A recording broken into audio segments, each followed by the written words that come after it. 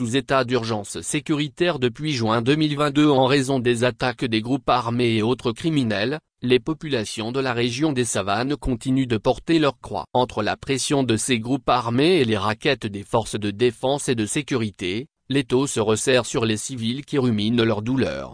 Souvent pointés du doigt par les populations civiles, les militaires déployés dans le cadre de l'opération Kundjouar pour sécuriser la région sont régulièrement critiqués du fait des raquettes. À la mi-août 2024, cette question a suscité des débats houleux au sein de l'opinion à Nano. Plusieurs voix se sont indignées des agissements des gendarmes et policiers chargés de la sécurité sur les axes routiers. En mars 2024, Monseigneur Dominique Guibil, évêque de Dapahan, dénonçait les exactions, les tracasseries, et les brimades souvent infligées aux populations par ceux-là même dont la mission et le devoir sont d'assurer leur sécurité et de protéger leurs biens. À cela s'ajoutent les raquettes auxquelles se livrent certains agents des forces de sécurité aux barrages de contrôle ou aux checkpoints érigés sur les routes dans le cadre de la lutte contre l'extrémisme violent dans la région des savanes. Cependant, l'écho de la voix du prélat et les doléances portées sont restés sans suite, loin des oreilles du palais de Forgues-Nassimbé.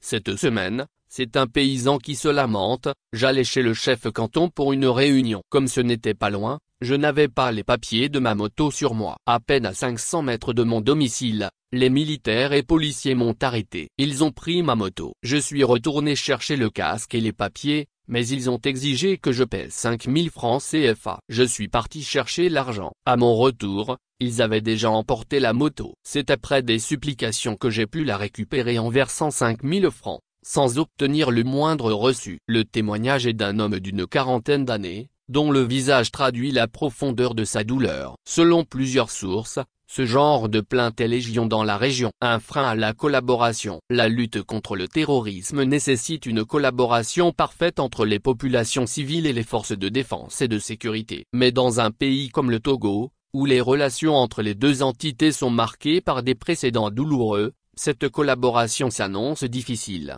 Si les populations, surtout en milieu rural, continuent d'être brimées sans la moindre compassion, cela risque de compromettre cette collaboration tant souhaitée. Tant que la confiance ne sera pas établie entre les populations et les forces de défense, la cohabitation ne sera qu'une façade. Les populations auront du mal à apporter leur pierre dans la traque contre les groupes armés. Chaque jour, les victimes de raquettes se comptent par dizaines et la grogne enfle dans le silence. L'état d'urgence sécuritaire prolongé, combiné à la précarité croissante et aux abus des forces de défense et de sécurité, alourdit un fardeau déjà insupportable pour les populations des savanes. Ces pratiques, si elles persistent, risquent non seulement de briser toute confiance, mais aussi de rendre impossible la collaboration essentielle à la lutte contre les groupes armés et autres criminels.